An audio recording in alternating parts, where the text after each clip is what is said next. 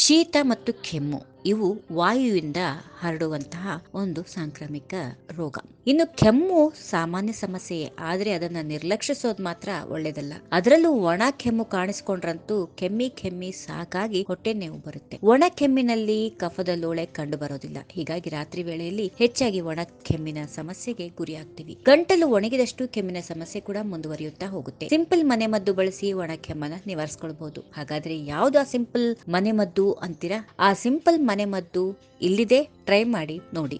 ಶುಂಠಿ ಸೇವಿಸಿ. ಮೊದಲನೇದಾಗಿ ಒಣ ಕೆಮ್ಮು ನಿವಾರಿಸಬೇಕು ಅಂದ್ರೆ ಒಣ ಶುಂಠಿಯನ್ನ ಸೇವಿಸ್ತಾ ಬನ್ನಿ. ಅದು ಪ್ರಮುಖ ಪಾತ್ರ ವಹಿಸುತ್ತೆ. ಇದೇ ಕಾರಣಕ್ಕೆ ಜನ ಶುಂಠಿ ಟೀ ಕುಡಿತಾರೆ. ಚಹಾದಲ್ಲಿ ಶುಂಠಿ ಮತ್ತು ಜೇನು ಮಿಕ್ಸ್ ಮಾಡಿ ಕುಡಿಯೋದ್ರೆ ಅದರಿಂದ ಒಣ ಕೆಮ್ಮು ಮಂಗಮಯ ಆಗುತ್ತೆ. ಆದ್ರೆ ಎಚ್ಚರ ಇರಲಿ, ಅಗತ್ಯಕ್ಕಿಂತ ಹೆಚ್ಚು ಶುಂಠಿ ತಿಂದ್ರೆ ಹೊಟ್ಟೆ ಕೆಡುತ್ತೆ. ಇನ್ನು ಜೇನುತುಪ್ಪ. ಒಣ ಕೆಮ್ಮಿಗೆ ಜೇನುತುಪ್ಪ ರಾಮಬಾಣ. ಜೇನ್ನಲ್ಲಿರುವ ಆಂಟಿ ಆಕ್ಸಿಡೆಂಟ್ ಗುಣ ಒಣ ಕೆಮ್ಮಿನ ವಿರುದ್ಧ ಹೋರಾಡುವಲ್ಲಿ ನೆರವಾಗುತ್ತೆ. ಅಷ್ಟಲ್ಲದೆ ಗಂಟಲಿನಲ್ಲಿ ಕಿಚ್ ಕೂಡ ನಿವಾರಿಸುತ್ತದೆ. ಹರ್ಬಲ್ ಟೀ ಅಥವಾ ಲಿಂಬೆ ನೀರಿಗೆ 2 ಚಮಚ ಜೇನು ಸೇರಿಸಿ ಕುಡಿದ್ರೆ ಒಣ ಕೆಮ್ಮು ಜಾಗ ಖಾಲಿ ಮಾಡುತ್ತೆ. ಇನ್ನು ಉಪ್ಪು ನೀರಿನಲ್ಲಿ ನೀವು ಗಾರ್ಗಲ್ ಮಾಡ್ತಾ ಬನ್ನಿ. ಬಿಸಿ ನೀರಿಗೆ ಸ್ವಲ್ಪ ಉಪ್ಪು ಹಾಕಿ ಮಿಕ್ಸ್ ಮಾಡಿ ಅದನ್ನ ಗಂಟಲಿಗೆ ಸುರಿದುಕೊಂಡು ಗಾರ್ಗಲ್ ಮಾಡಿ. ಇದರಿಂದ ಗಂಟಲಿನ ಕಿಚ್ ದೂರ ಆಗುತ್ತೆ. ಜೊತೆಗೆ ಶ್ವಾಸಕೋಶದಲ್ಲಿ ಜಮೆ ಆಗಿರುವ ಕಫ ಕೂಡ ನಿವಾರಣೆ ಆಗಿಬಿಡುತ್ತೆ. ಉಪ್ಪು ನೀರು ಬಿಸಿ ಮಾಡಿ ಕುಡಿದ್ರೆ ಗಂಟಲಿನಲ್ಲಿ ಆಗುವ ಟಾನ್ಸಿಲ್ಸ್ ಕೂಡ ಕಡಿಮೆ ಆಗುತ್ತೆ. ಇನ್ನು ಮನೆಯಲ್ಲಿ ಹುಳಿ ಮಜ್ಜಿಗೆ ಇದ್ರೆ ಅದಕ್ಕೆ ಬೆಲ್ಲ ಸೇರಿಸಿ ಕುಡಿಬಹುದು. ಕಫ ಕಟ್ಟಿಕೊಂಡು ಕೆಂಬರ್ತಾ ಇದ್ರೆ ಅದರಿಂದ ಪರಿಹಾರ ಸಿಗುತ್ತೆ. ಅರ್ಧ ಗ್ಲಾಸ್ ಹುಳಿ ಮಜ್ಜಿಗೆಗೆ ಸ್ವಲ್ಪ ನೀರು ಹಾಗೂ ಜೋನಿ ಬೆಲ್ಲ 2 ಚಮಚ ಸೇರಿಸಿ ಚೆನ್ನಾಗಿ ಮಿಕ್ಸ್ ಮಾಡಿಕೊಂಡು ಕುಡಿರಿ. ಎದೆಯಲ್ಲಿ ಕಟ್ಟಿಕೊಂಡಿರುವ ಕಫ ಕರಗಲು ಅದು ಉತ್ತಮ ಮಾರ್ಗ.